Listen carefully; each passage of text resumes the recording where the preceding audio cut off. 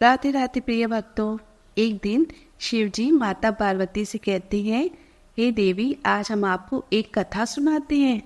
5 भाइयों की इकलौती बहन को घोड़ी बनाया, फिर उनके साथ क्या हुआ यह सुनकर रूह कांप जाएगी। आज हम आपको इसी कथा का श्रवण कराते हैं। इस पर माता पार्वती बोली, हाँ प्रभु, मैं कथा सुनने के लिए तैयार हूँ। तो महादेव जी इस कथा को प्रारंभ करते हैं। एक समय की बात है, एक गांव में 5 भाई रहते थे। उन 5 भाइयों की इकलौती बहन थी। वह बहन सबसे छोटी थी। उसके माता पिता बचपन में ही गुजर गए थे।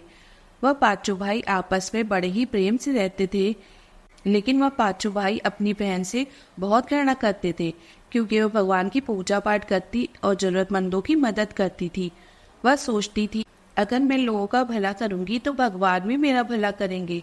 लेकिन उन 5 भाइयों को यह बिल्कुल पसंद नहीं आता था। वह नहीं चाहते थे कि उनकी बहन दूसरों की मदद करे, इसलिए वह 5 भाई अपनी बहन से घृणा करते थे। और इसी तरीके से कुछ दिनों तक चलता रहा। फिर एक दिन बहन पानी पीने के लिए कुएं पर गई, और जब वह पानी लेकर वापस आ रही थी, तब रास्ते में उसे एक बूढ़े बाबा मिले।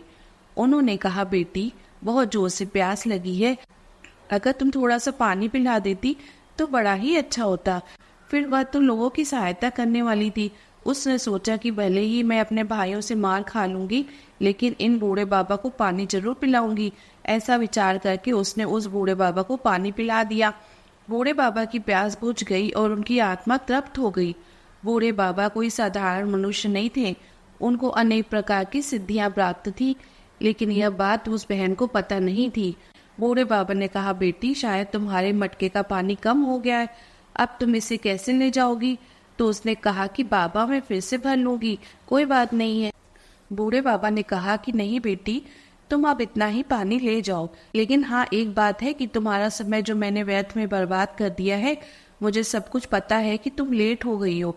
तुम जल्दी से अगर घर पानी लेकर नहीं पहुंची तो तुम्हारे जाने से पहले तुम्हारे सब भाई यहाँ पर पहुंच जाएंगे और तुम्हें मार खानी पड़ेगी। बेटी, मेरे पास तुम्हारे लिए एक चीज है, लो यह चरण पादुका, इसे तुम पहन लो, और इसे पहनकर तुम जो चाहे उस काम को बहुत ही जल्दी से कर सकती हो। अब यह चरण पादुका जैसे ही पहनती है तो उसे ऐसा लगता है जैसे वह उड़ती हुई बहुत जल्दी अपने घर को चली आई।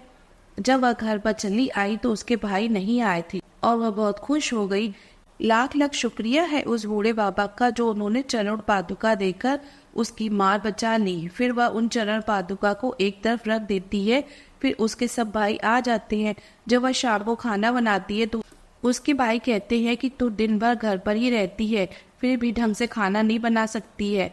वह कितना ही अच्छा खाना क्यों न बनाती, लेकिन उसके भाई उसके खाने की कभी भी तारीफ नहीं करते थे। हर वक्त यही कहते कि ये कैसा खाना बनाया है, ऐसा खाना तो जानवर भी नहीं खाते हैं। बेचारी अगर 2-4 शब्द बोल भी देती तो बड़ा भाई उसे मारने लगता। इस वजह से वह कभी डर के मारे भाइयों से जुबान नहीं लड़ा सकी थी, कभी उनके सामने बोल नहीं सकी। बेचारी हमेशा डरी रहती थी, सहमी रहती थी। पता नहीं मैंने ऐसा कौन सा काम किया है जिसकी वजह से मेरे सब भाई मुझसे इतनी घृणा करते हैं, क्योंकि उसे पता नहीं था कि आखिर ऐसी कौन सी वजह थी। फिर अगले दिन जब सुबह उसके भाई नाश्ते पर बैठते हैं तो उसे नाश्ता नहीं मिलता। वह बेचारी कहती है, जब घर में कुछ है ही नहीं तो मैं नाश्ता कहाँ से तैयार करूँ। बस इसी बात पर तुरंत 5 के 5 भाई उस पर गरज पड़ते हैं और कहते हैं, घर में बैठी बैठी सब कुछ खा जाती हो, हम लोग इतना लाते हैं, वह सब कहाँ जाता है। यह कहकर 5 भाई चले जाते हैं।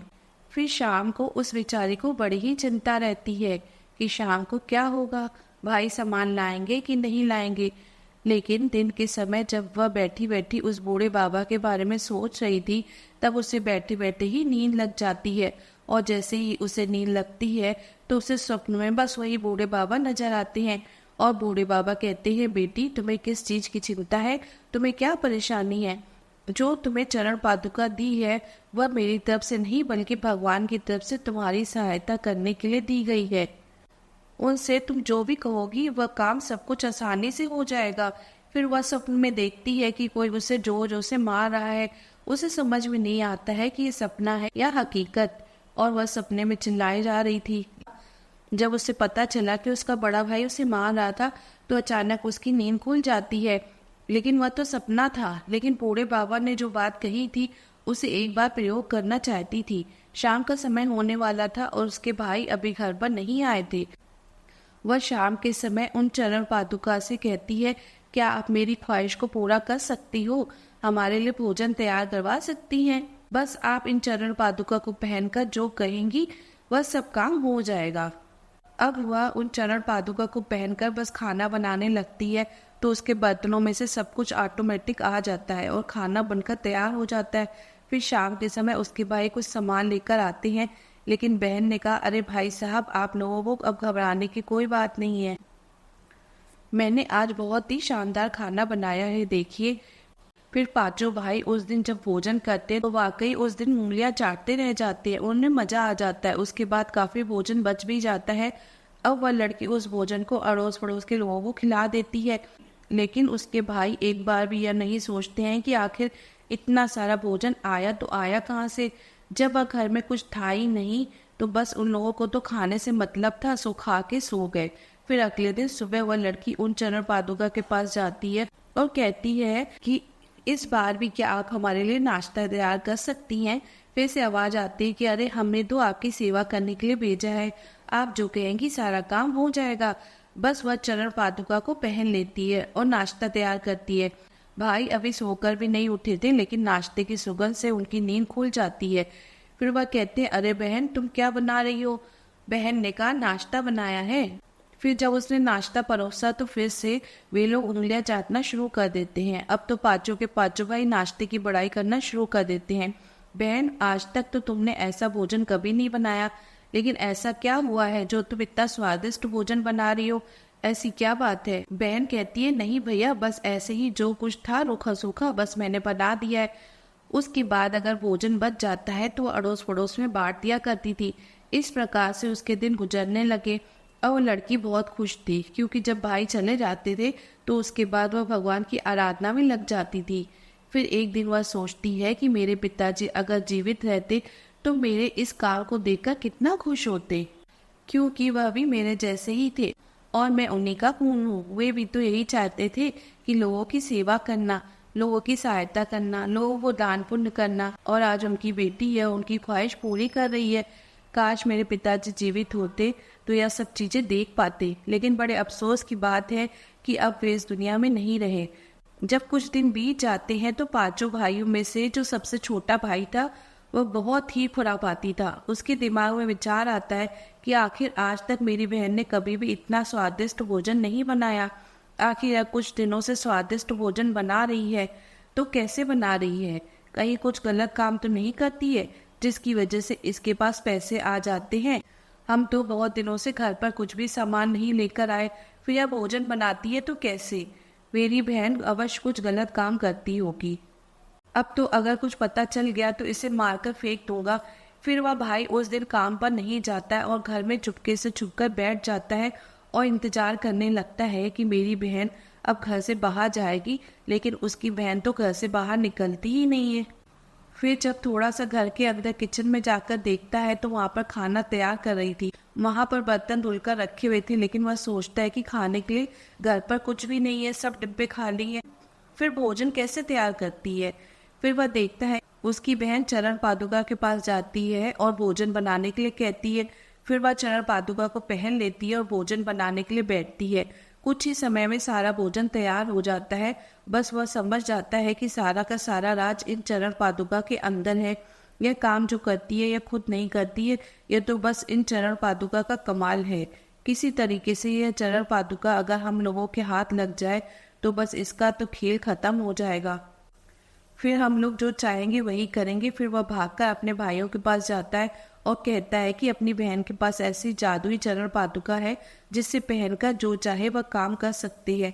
बस अगर वह चरण पादुका हम लोगों को मिल जाए तो सब कुछ अपना हो जाएगा। अब तो वह बड़े ही परेशान हो गए कि आखिर वह चरण पादुका हमें कैसे मिलेगी। फिर वह पांचों भाई घर पर आते हैं और अपनी बहन को डांटना शुरू कर देते हैं और कहते हैं, तुम्हारे पास कौन सी चरण पादुका है, तुम मुझे लाकर दे दो। फिर वह बहन उन भाइयों को लेकर डर के मारे जब चरण पादुका खोजने के लिए जाती है तो वह चरण पादुका वहां पर नहीं मिलती है। पांचों भाई घर में चरण पादुका खोजने लगे।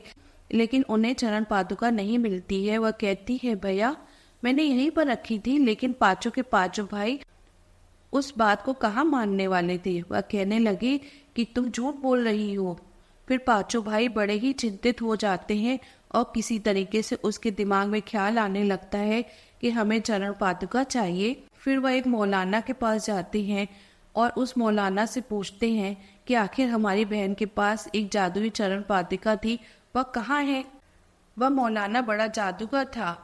उस मौलाना ने कहा, हाँ उसके पास एक जादुई चरण पादुका है जो उस एक बूढ़े बाबा ने दिया था, और अगर वह चरण पादुका तुम लोगों को मिल जाए तो तुम लोग रातों रात करोड़पति बन जाओगे। उन्होंने कहा, आखिर आप हमें बताइए इस समय वह चरण पादुका कहाँ है।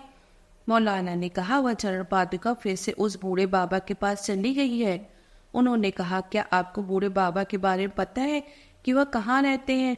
मौलाना ने कहा, नहीं इतना तो मैं नहीं जानता, लेकिन हाँ इसके लिए तुम सबको अपनी बहन की खातिरदारी करनी पड़ेगी। अपनी बहन को अपने चाल में फंसाना पड़ेगा, फिर किसी तरीके से वह उन बूढ़े बाबा तक पहुंचना होगा। अगर तुम सब वहां तक पहुंच गए फिर उनकी चरण पादुका मांग लेना। उन्होंने कहा, हम अपनी बहन से इतनी घृणा करते हैं कि हम लोग उसको देखना तक नहीं चाहते। मौलाना ने कहा, आखिर तुम सब अपनी बहन से इतनी घृणा क्यों करते हो। तब उन्होंने कहा, वह हमारे माँ बाप की तरह बन गई है। हमारा बाप भी ऐसे ही था, अपने पास भले खाने के लिए नहीं रहे लेकिन लोगों को लुटाकर दे देता था, और लोगों को लुटाते लुटाते वह दुनिया छोड़कर चला गया। और हमारी बहन भी ठीक वैसे ही निकली। वह पता नहीं किसके आगे नतमस्तक होती रहती है, भगवान की पूजा पाठ करती है और बना बनाया खाना अड़ोस पड़ोस में बांट देती है, लेकिन हम भगवान को नहीं मानते हैं। मौलाना ने कहा, हाँ जैसे भी हो, लेकिन तुम्हें अगर चरण पादुका को हासिल करना है तो अपनी बहन को मनाना ही पड़ेगा, अपनी बहन की बातों को मानना ही पड़ेगा। तब तुम्हें उस बूढ़े बाबा के पास ले जाएगी और तुम्हें चरण पादुका मिल जाएगी।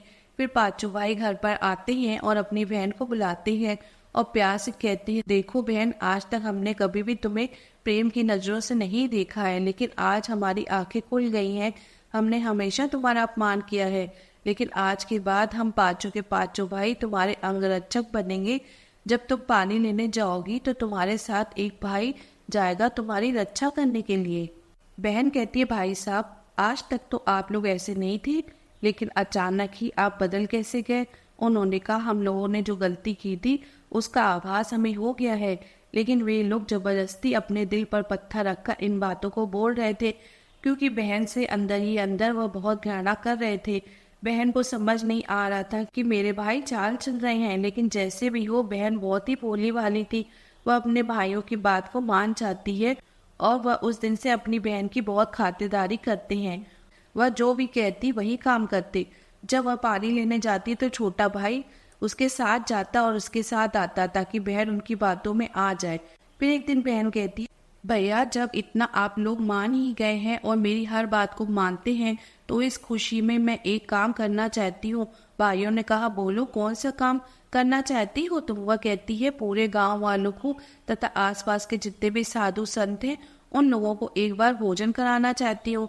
भाइयों ने कहा, भोजन तो करा सकती हो, अच्छी बात है, लेकिन इतना सारा अनाज और इतने सारे बर्तन कहाँ से आएंगे। उसने कहा, भैया आप लोग इसकी चिंता मत करो, बस आप लोग हाँ कर दीजिए, बाकी व्यवस्था हो जाएगी। पांचों भाई समझ जाते हैं कि अब वह चरण पादुका लेने के लिए बूढ़े बाबा के पास जाएगी।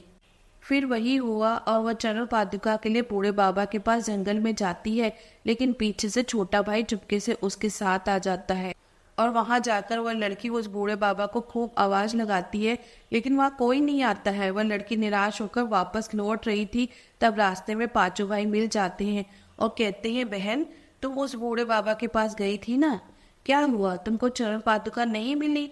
बहन कहती है, नहीं भैया चरण पादुका तो नहीं मिली, वह बूढ़े बाबा भी नहीं मिले। अब मैं खाना कैसे बनाऊंगी, मुझे कुछ समझ नहीं आ रहा है। लेकिन जब वह अपने घर पर पहुंचते हैं तो क्या देखते हैं, वहां पर बड़े बड़े बर्तनों में अनेक प्रकार की मिठाइयां रखी हुई थी। इतना सारा भोजन देखकर वह खुश हो जाती है और भगवान को धन्यवाद देती है। फिर वह पूरे गांव वालों को और आसपास के साधु संतों को भोजन कराते हैं। फिर अगले ही दिन बड़ा भाई अपनी बहन को बुरी तरह से पीटने लगता है और कहता है कि तुम मुझे चरणोपादिका ला कर दो, वरना मैं तुम्हें जान से मार दूंगा। यह कहकर वह पांचों भाई उस मौलाना को पकड़कर ले जाते हैं और उसे अपनी बहन के सामने बैठा देते हैं और वह अपनी बहन से कहते हैं चाहे जैसे भी हो उस बूढ़े बाबा को बुलाकर ले आओ। वह कहती है वह तो जंगल में मिलेंगे। फिर पांचों भाई अपनी बहन और उस मौलाना को वहां पर ले जाते हैं। लेकिन जब वो वहां पर जाते हैं तो रास्ते में उस लड़की को एक घोड़ा नजर आता है, तो वह उस घोड़े के पास जाती है और उस घोड़े से बातें करने लगती है। घोड़ा मनुष्य की आवाज में उससे बातें कर रहा था। लेकिन जब पांचों भाइयों ने देखा हमारी बहन घोड़े के पास जाकर उससे बातें कर रही है, तो छोटा भाई वहां जाकर बहन को थप्पड़ मारता है। तब घोड़ा कहता है अरे तुम कम से कम इससे नहीं डरते तो भगवान से तो डरो। तुम अपनी बहन पर अत्याचार करोगे तो भगवान तुम्हें कभी भी माफ नहीं करेगा। फिर बड़ा भाई अपनी बहन को पीटना शुरू कर देता है और कहता है जल्दी से बूढ़े बाबा को बुलाओ, नहीं तो मैं तेरा खेल यहीं पे खत्म कर दूंगा। फिर वह भगवान से प्रार्थना करना शुरू कर देती है और घोड़ा भी भगवान से प्रार्थना करना शुरू कर देता है। वह कहते हैं हे भगवान, जैसे भी हो बूढ़े बाबा का हम लोग इंतजार कर रहे हैं, उन्हें यहाँ पर भेज दीजिए। और कुछ ही समय में रो रो कर जब वो उस बूढ़े बाबा की आराधना करते हैं तो बूढ़े बाबा आते हुए दिखाई देते हैं। उस लड़की की नजर जब उस बूढ़े बाबा पर पड़ी तो वह उसे तुरंत पहचान लेती है और बड़ी ही खुश हो जाती है। फिर बूढ़े बाबा जैसे ही पास में आते हैं तो वह लड़की जाकर उनके चरणों में गिर जाती है और कहती है बाबा आप इतने दिनों से कहाँ थे? मैं आपको ढूंढ रही हूँ, आप ही मेरे को बचा सकते हैं। देखिए मेरे भाई मेरे साथ क्या बर्ताव कर रहे हैं। बूढ़े बाबा कहते हैं कि बेटी घबराओ मत, तुम भगवान की भक्ति करती रहो और तुम्हें सवारी करने के लिए भगवान ने एक घोड़ा दे दिया है। यह घोड़ा सदा तुम्हारे साथ रहेगा, तुम्हारा कोई भी बाल भी बांका नहीं कर सकता।